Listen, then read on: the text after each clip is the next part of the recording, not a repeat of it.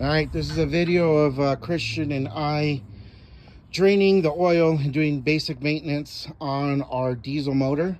It was the first time we've done it. We took apart the air intake. We're going to change out those filters.